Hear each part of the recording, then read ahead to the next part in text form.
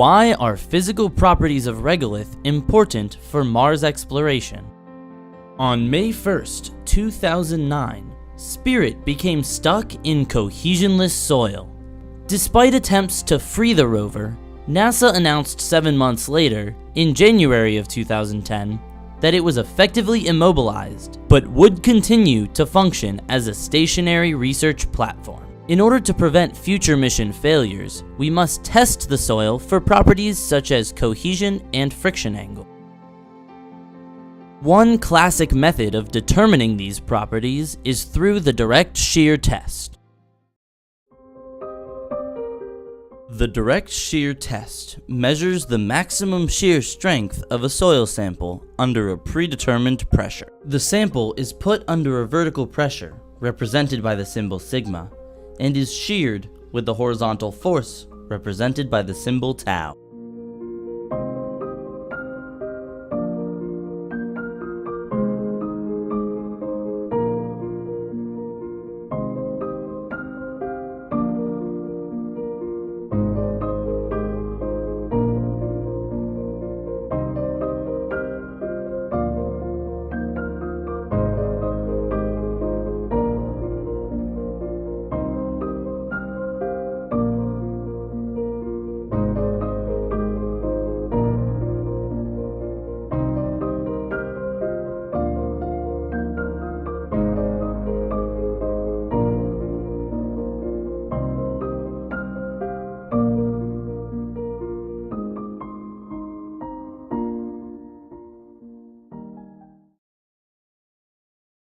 Determining relations. The test is performed multiple times with various vertical pressures. The data is then plotted with pressure on the independent axis and shear strength on the dependent axis. As the shear strength scales linearly with the applied vertical pressure, a linear approximation of the relation between pressure and shear strength can be made, which is shown in green.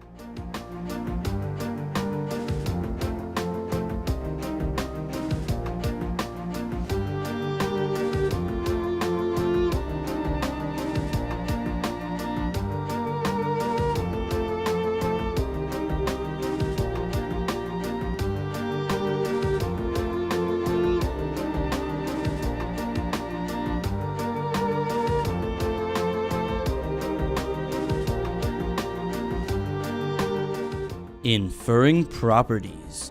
Two physical properties of the soil can be inferred from this linear approximation. Cohesion, which is given by the y-intercept of the best fit line and is represented by the letter C. Friction angle, which is given by the angle of the best fit line and is represented by the symbol phi.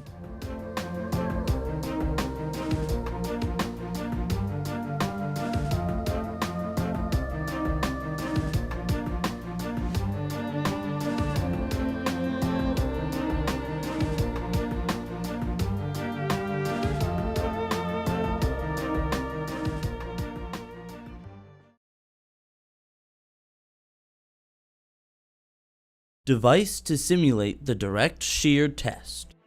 The following device was designed to mimic the direct shear test, performed from a remote location without a laboratory setting. A hollow box with the open end at the bottom will be lowered into the soil, where the descent of the box will fill it completely with soil. It is attached to a central shaft, which allows it to slide in one direction horizontally and is free to move vertically. The central shaft applies a vertical force to the box to generate the pressure necessary for the test, and then it applies a horizontal force on the box to generate the shearing force on the soil. The hollow box represents the upper container in the standard direct shear test, while there is no lower container as a part of the tool itself. Instead, the soil inside the box is sheared against the soil below the box.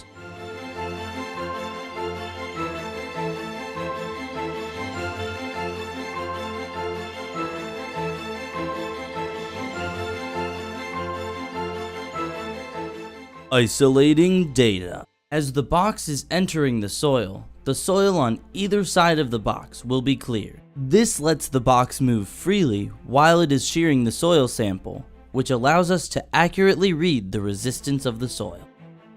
2 clearing flaps will lever the external soil out of the way, and the box will be free to move in the direction of the shear force.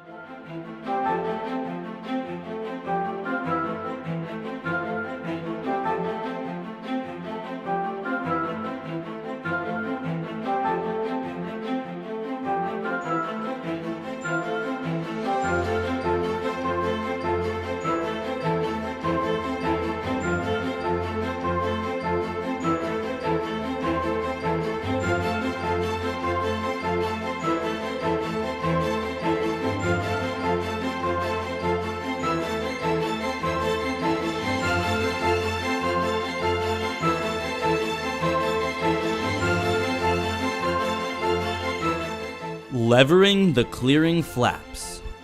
A levering mechanism is necessary in order to clear the soil. Springs in tension are affixed to the end of each flap and are released by a triggering mechanism which activates as the tool is lowered into the soil.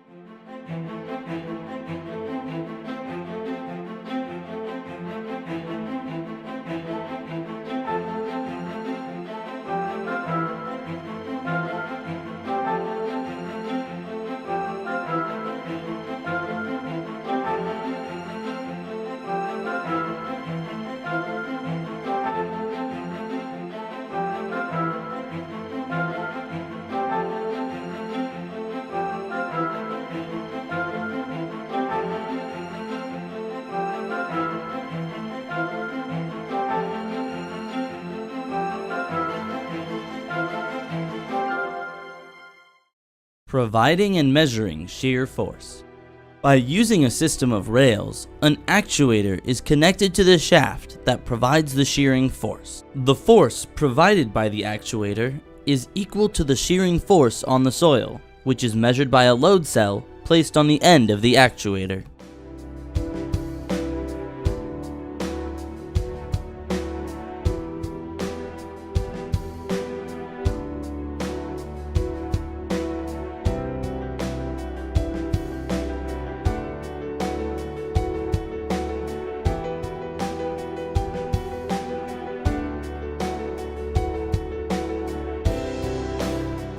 Providing pressure.